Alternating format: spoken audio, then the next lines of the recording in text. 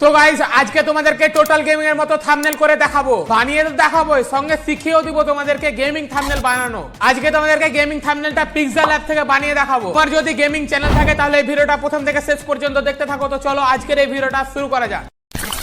তো guys first তোমাদেরকে pixel অ্যাপটা ওপেন করতে হবে। ওপেন করার পর যে দেখতে পাচ্ছ এখানে নিউ টেক্সট আছে, ওটাকে ফার্স্ট ডিলিট করতে হবে। ডিলিট করার পর দেখো ওপরে থ্রি ডট আছে, থ্রি ডটে ক্লিক করো। তারপর এখানে আছে দেখো ইমেজ সাইজের ওপর ক্লিক করো। তারপর এখানে কাস্টম আছে, দেখো কাস্টমের এই সাইডটা ক্লিক করো। তারপর এখানে আছে দেখো ইউটিউব থাম্বনেল, তো ইউটিউব থাম্বনেলের ওপর ক্লিক করো। তারপর ওকের ওপর ক্লিক করে নাও। তো গাইজ এটা চলে এসেছে ইউটিউব থাম্বনেলের সাইজ। তো তোমাদেরকে এখানে একটা ব্যাকগ্রাউন্ড অ্যাড করতে হবে, দুটো ব্যাকগ্রাউন্ড অ্যাড করতে হবে। তো তোমরা যখন হেডশট মেরেছো বান্দাকে তখন ওখানে স্ক্রিনশট নিয়ে নিতে হবে। তো আমি দুটো স্ক্রিনশট নিয়ে নিয়েছি। তো চলো এখন এগুলো মানে স্ক্রিনশটগুলো অ্যাড করতে হবে। তো অ্যাড করার জন্য প্লাস আইকনে ক্লিক করো। তারপর ফ্রম গ্যালারির ওপর ক্লিক করে চলো আমি একটা ফার্স্ট ইমেজ বা ব্যাকগ্রাউন্ড নিয়ে নিচ্ছি। তো গাইজ দেখতে পাচ্ছ একটা ব্যাকগ্রাউন্ড আমি নিয়ে নিয়েছি, বা পিকচার যাই বলো ভাই নিয়ে নিয়েছি। তো রাইটের ওপর ক্লিক করে নাও। রাইটের ওপর ক্লিক করার পর এই সাইডে দেখো একটা সাইডে দেখো এই সাইডে ধরে এইভাবে বড় করো।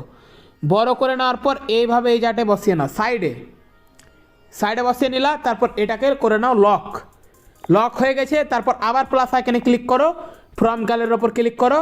তারপর আর একটা আমি দেখতে পাচ্ছ ব্যাকগ্রাউন্ড নিয়ে নিলাম।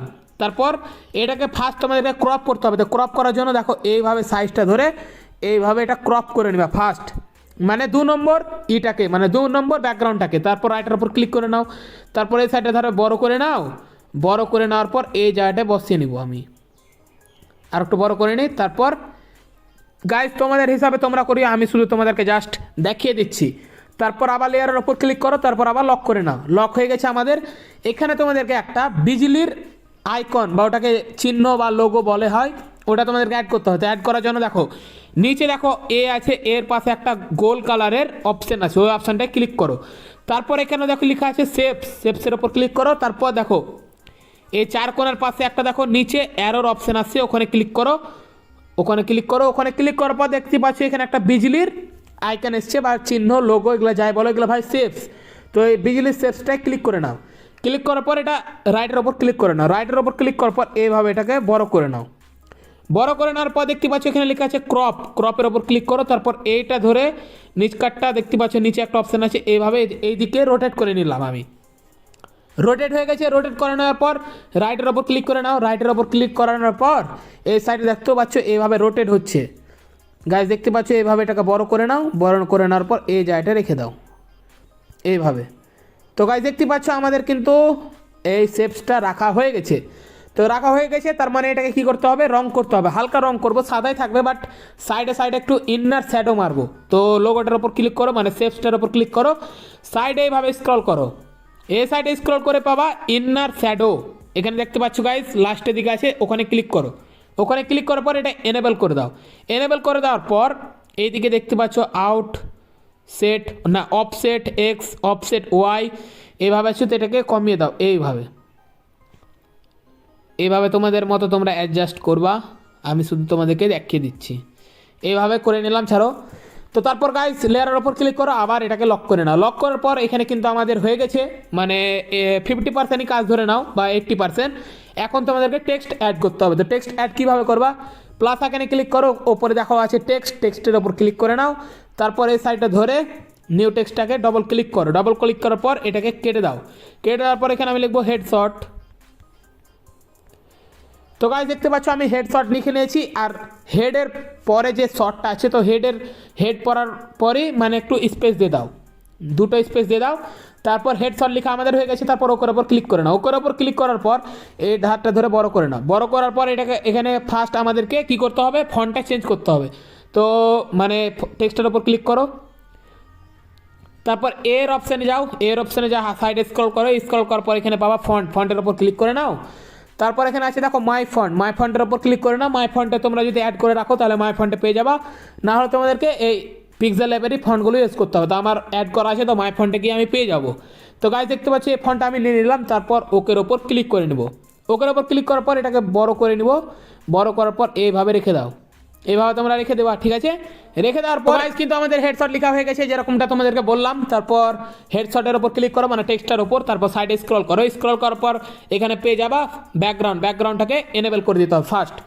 এনেবেল যখন করে দেবা তখন নিচের দিকে স্ক্রল করো, নিচে স্ক্রল করবা, লেফট প্যাডিং, তো লেফট প্যাডিংটাকে বাড়িয়ে দাও, রাইটের দিকে বাড়িয়ে দাও, আর টপে যেটা আছে ওটাকে হালকা কমিয়ে নাও, ফন্টের সাইজের মতো করে নাও। এভাবে করে নিলা, তারপর রাইটের ওপর ক্লিক করে নাও। রাইটের ওপর যখনই ক্লিক করে নিবা তারপর সাইডে স্ক্রল করো, তারপর এখানে পেয়ে যাবা ইনার শ্যাডোর ওপর ক্লিক করো, তারপরে এটাকে এনেবেল করে দাও। এনেবেল করার পর এইভাবে এটা অফসেট যেটা আছে এইভাবে নিজের মতো অ্যাডজাস্ট করে নিবা এইভাবে, তারপর এটাকে করে নেবো আমি ব্লু। এইভাবে গাইজ দেখতে পাচ্ছ ব্লু করে দিয়েছি আমরা। কেমন লাগছে তোমরা অবশ্যই কিন্তু কমেন্টে জানাও। এই কালারটাও তো আমাকে ভালো লাগছে না, তোমরা কেমন লাগছে অবশ্যই কিন্তু কমেন্টে জানাও, ঠিক আছে?